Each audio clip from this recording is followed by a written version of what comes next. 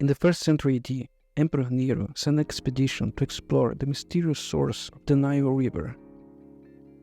The journey was arduous, and in the end ultimately failed. The soldiers had to turn back after reaching an impenetrable swamp in what is modern-day Sudan. Rome never managed to cross the natural barrier, which is the desert of the Sahara. The mission reflects the curiosity and reach of the Roman Empire, and its failure highlights the limits of what the Roman world truly was. The Romans had a little understanding of Sub-Saharan Africa and even less of the people which lived there. The new movie Gladiator 2 features, among others, the story of one famous person which born in North Africa. The Emperor Macrinus, who ruled from 270 AD, was of North African descent, or more specifically of Berber descent, a people who resemble Arabs more than black Sub-Saharan Africans, like the actor Denzel Washington is by descent. Macrinus was really black, or this is another example of Hollywood political agenda in play here. Some Sub-Saharan people may have been able to cross the desert and reach Rome, but from there, we will have a Sub-Saharan black emperor. It's possible that we'll have a case of falsifying history here. Let's explore.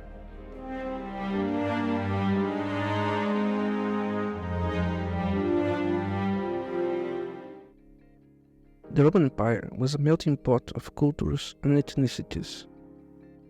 Spanning from Britain to Egypt, the empire included peoples from diverse backgrounds. The Romans didn't have a well-established concept of ethnicity.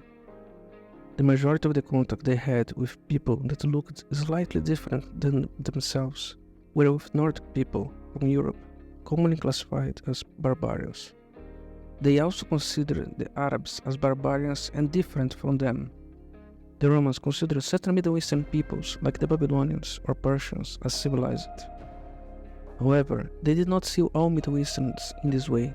Some groups were regarded as barbarians, and they themselves were, in its majority, a Mediterranean European people, just like Italians, French, Portuguese, Spanish, Romanians, and Greeks nowadays.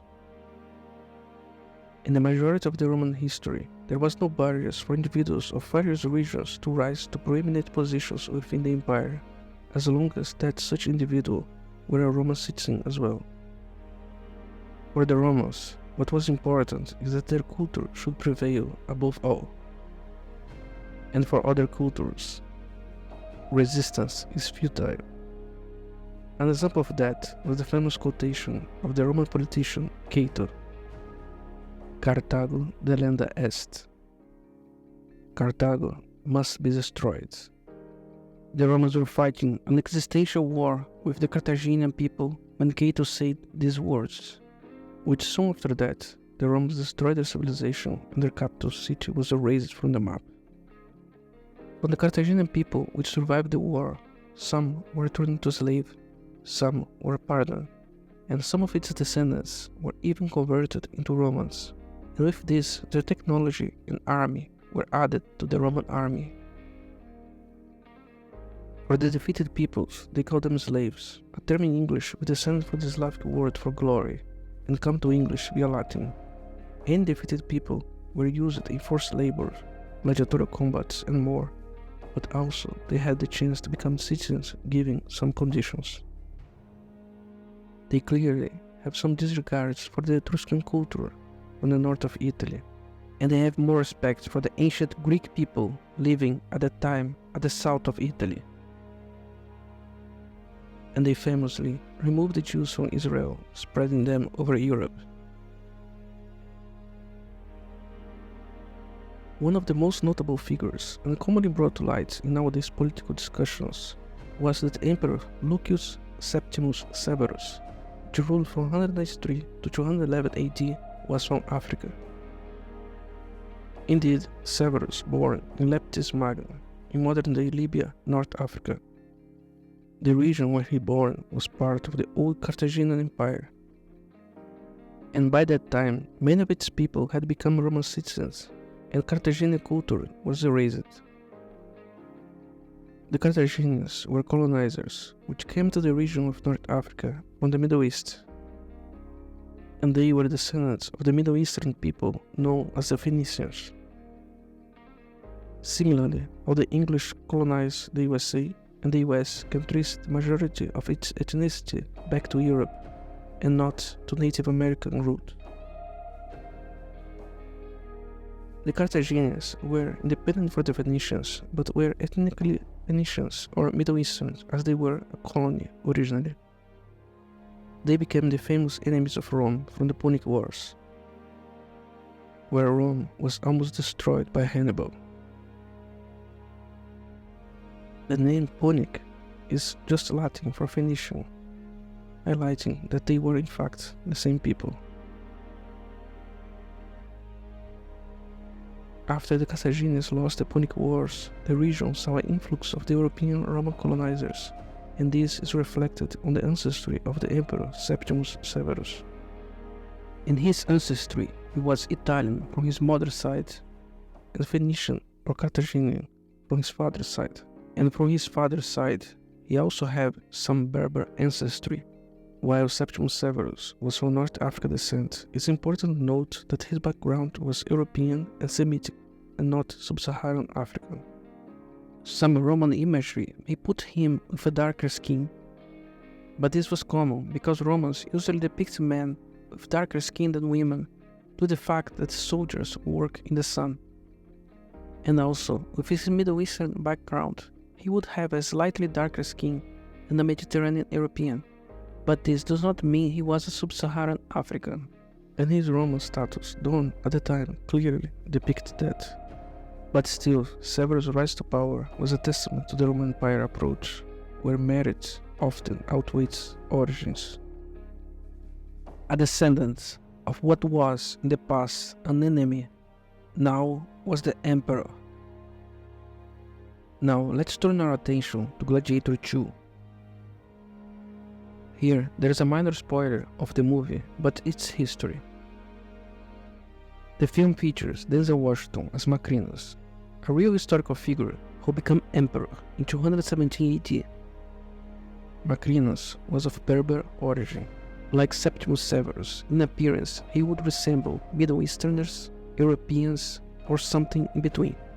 His background was also North African, and there is no evidence of Sub-Saharan ancestry. Here are some pictures of Berber people nowadays. And a few more.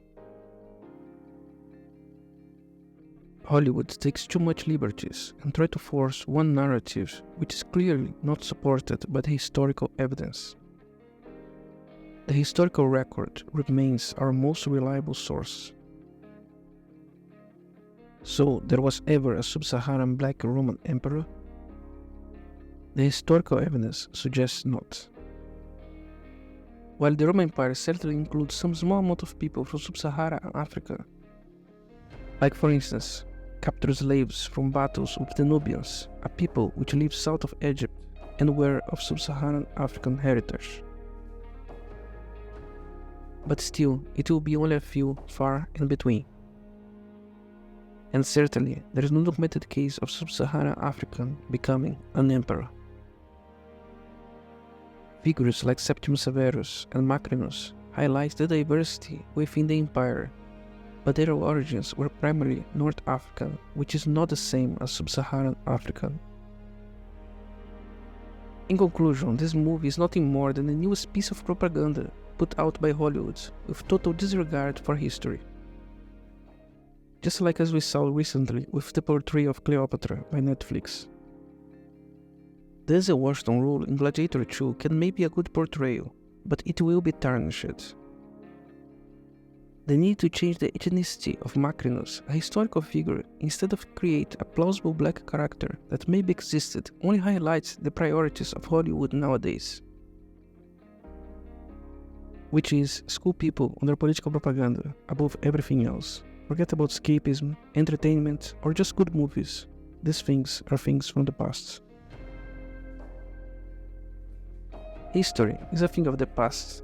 Now we have new history presented by Hollywood. In the future, you want nothing and you will be happy about it. This was said in the World Economic Forum in 2016.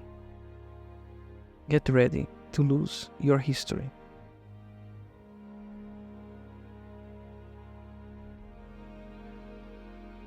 Thank you for watching. If you enjoyed this video, don't forget to like, subscribe and hit the bell icon for more historical insights. We would like to know your opinion about it. Let us know by leaving a comment down below. Thanks for watching. Tibi grátis a Go pro Pidilabo.